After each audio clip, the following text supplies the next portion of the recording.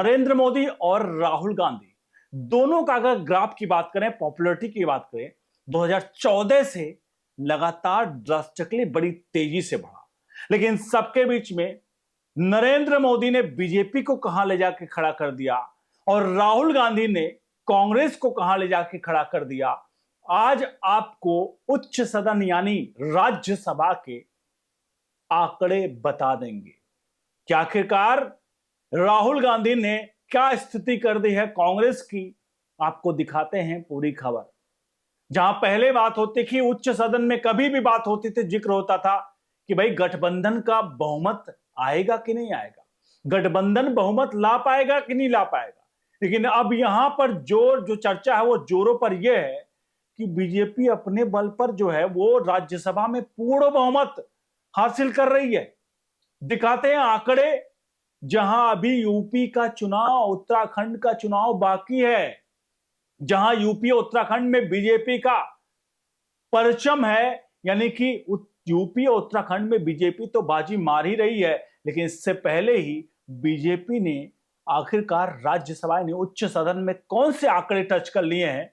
जहां राहुल गांधी जब चिल्लाते थे कि संविधान ले लेकर के कि संविधान बदल दिया जाएगा, संविधान का ये कर देगी, आखिरकार उच्च सदन ने बीजेपी 2/3 बहुमत का आंकड़ा 163 का, क्या वो क्रॉस कर रही है? दिखाते हैं आपको पूरी खबर। अनुरोध करेंगे वीडियो के कमेंट बॉक्स में अपनी राय प्रतिक्रिया जरूर दीजिएगा और वीडियो को लाइक शेयर जरूर करिएगा। सीधे हम आंकड़ों की तरफ लिए चलेंगे, क्योंकि यहां पर बात हो रही, मैंने जैसा आपको बताया, यहां पर जिक्र हो रहा है वो है बीजेपी के पूर्ण बहुमत का। तो चलिए आपके सामने एक एक आंकड़े प्रस्तुत करते हैं राज्यसभा के। कमेंट बॉक्स में राय प्रतिक्रिया देते हैं। देखिए आपके सामने, अगर हम आज की बात करें तो वर्तमान में राज्यसभा का गणित जो है, जून 2026 से पहले एक बात करें तो राज्यसभा की कुल प्रभावी सदस्य जो है 245 हैं। बहुमत का आंकड़ा 123 है। भाजपा अपने बल पर, ध्यान रखिएगा, इस वक्त भी चुनाव होने बाकी है लगभग 25-26 सीटों का। अब अपने बल पर अभी तक जो है वो 108 सीट हासिल कर चुके, 123 बहुमत का आंकड़ा है। एनडीए सहयोगी सहित 145 से 149 सीट पर है। India block and India lines 145 से, माफ कीजिएगा, 70 से 75।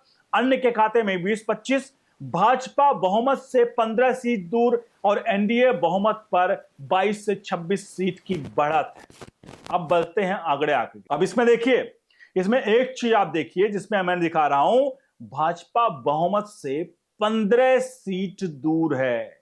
अब ये 15 सीट भाजपा कैसे इस 15 सीट को अचीव कर रही है। और राहुल गांधी जो 2014 में राज्यसभा में बहुमत पे आती थी कांग्रेस अलायंस, लेकिन अब उसका हालत क्या कर दिया, पहले आप आंकड़े आगे देखिए। अब देखिए, इस वक्त इस महीने जो चुनाव है वहां पर अरुणाचल प्रदेश में 1, गुजरात में 4 सीट, मध्य प्रदेश में 3, राजस्थान में 3, कर्नाटक में 4, महाराष्ट्र में उपचुनाव 1 पर, झारखंड में 2, मणिपुर में 1, मेघालय में 1, आंध्र प्रदेश में 4, तमिलनाडु में उपचुनाव 1, यानी कुल 25 सीटों के आसपास, 26 सीटों के आसपास चुनाव अभी जून में होने हैं। अब समझिए, इसी महीने होने वाले चुनाव में अब इसके परिणाम की तरफ बढ़ते हैं। तो देखिए, राज्यसभा चुनाव 2025 मतलब 2026 के 25 सीटों के संभवतः परिणाम देखिए। NDA BJP 18 seat, India alliance जो है वो 7 सीट और अन्य के खाते में 0, यानी कुल मिलाकर 25 सीटें हैं। अब बढ़ते हैं असली परिणाम की तरफ, असली आंकड़ों की तरफ, जरा इसको समझिए। देखिए, ये जो 18 सीटें बीजेपी इस वक्त जीत रही है एनडीए अलायंस, उसमें बीजेपी अपने 14 सीटें अपने बल पर, यानी अपने खाते 14 सीटें इसके खाते में जा रही है, यानी 25 में से 14 अपने बल पर बीजेपी के खाते में जा रही है। उनके घटक दलों यानी एनडीए के साथ 18, तो टीडीपी आंध्र प्रदेश का 3 से 4 और जेडीएस एनडीए सहयोगी 1, कुल मिलाकर 18 सीटें हैं। ध्यान रखिए, बीजेपी अपने बल पर 14 सीट हासिल कर रही है। मैं किस तरफ लिए चाहता हूं, राज्यसभा में बीजेपी के पूर्ण बहुमत की तरफ आगे बढ़। अब देखिए, मैंने जैसे आंकड़े बताए, गुजरात में 3 सीट बीजेपी की सीटें हैं जो संभावित तो जीत रही है बीजेपी। गुजरात में 3, मध्य प्रदेश में 2, राजस्थान में 2, कर्नाटक में 1, अरुणाचल प्रदेश में 1, मणिपुर में 1, मेघालय एनडीए समर्थित 1, महाराष्ट्र उपचुनाव 1 और झारखंड में संभावित 1, यानी कुल मिलाकर 13 से 14 सीटें यहां पर बीजेपी हासिल कर रही है इस चुनाव में। अब आपके सामने दिखाते हैं आंकड़े। ये आंकड़े आपके सामने हैं। जो बीजेपी 108 पे थी, यहां पर जुड़ करके आंकड़ा हो जा रहा है 122 का। ध्यान रखिए, 122 का आंकड़ा। कांग्रेस 27, महज 27, एनडीए अन्य जो है इनके अलावा 27, इंडिया अलायंस अन्य 43, अन्य के खाते में 26 और बहुमत का आंकड़ा 123। यानी कि एक नजर में डालें तो 122 बीजेपी, 123 बहुमत का आंकड़ा 149 एनडीए। यानी कि बीजेपी बहुमत के आंकड़े से महज एक सीट अभी दूर दिख रही है। लेकिन आपको पता है क्रॉस वोटिंग होती है, जैसा पता लग रहा है कि इसी चुनाव में, यानी अब की बार जो चुनाव होगा इसी महीने के चुनाव में बीजेपी बहुमत हासिल कर लेगी अपने बल पर। 2026 के जून में ही, मतलब इसी महीने में हासिल करेगी पूर्ण बहुमत अपने। लगभग 122 का आंकड़ा तो हो रहा है, लेकिन क्रॉस वोटिंग पक्का होना है और क्रॉस वोटिंग सीधे तौर पर बीजेपी को बहुमत दिलाए। और अगर बहुमत बच भी जाता है तो एक आंकड़े आपके सामने मैं प्रस्तुत आपके सामने। देखिए, नवंबर 2026 में उत्तर प्रदेश में 10 सीटों पर चुनाव और नवंबर 2026 में उत्तराखंड की 1 सीट पर चुनाव, यानी 2 राज्य बाकी हैं, 11 सीटें। अब आप समझ लीजिए 11 सीटें हैं और 2 राज्य हैं। आपको पता है यूपी में बीजेपी के पास इतना बहुमत है, कितनी सीटें हैं, उससे सीधे तौर पर यानी जो है वो विधानसभा से ही डिसाइड होता है, राज्यसभा। तो विधानसभा में इस तरह की सीटें हैं, आपको पता है सीधे तौर पर यहाँ पर जो 11 सीटें उत्तराखंड और उसमें कुल मिला करके अभी बीजेपी के पास में लगभग 7-8 सीटें हैं।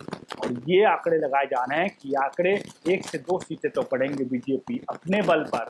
तो कुल मिला करके इस साल के आखिर तक बीजेपी अपने बल पर राज्यसभा में कंफर्म्ड है कि पूर्ण बहुमत पालेगी और 163 के आसपास का आंकड़ा, 2/3 बहुमत का आंकड़ा एनडीए हासिल कर सकेगा।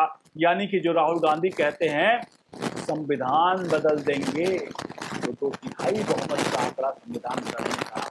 आपको ज्ञात होगा पिछले महीने ही एक बिल लेकर आया बीजेपी, स्पेशल पत्र लेकर आई, जहां महिला आरक्षण और परिसीमन को वहां पर 2/3 बहुमत की आवश्यकता थी।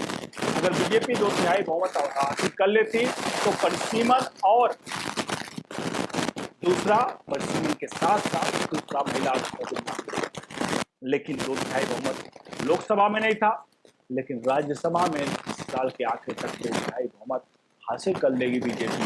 साफ तौर पर कांग्रेस, मैंने कहा शुरुआत में कहा था ग्राफ जो कांग्रेस का है वो कांग्रेस का ग्राफ राहुल गांधी ने कांग्रेस को कहीं का नहीं छोड़ा है।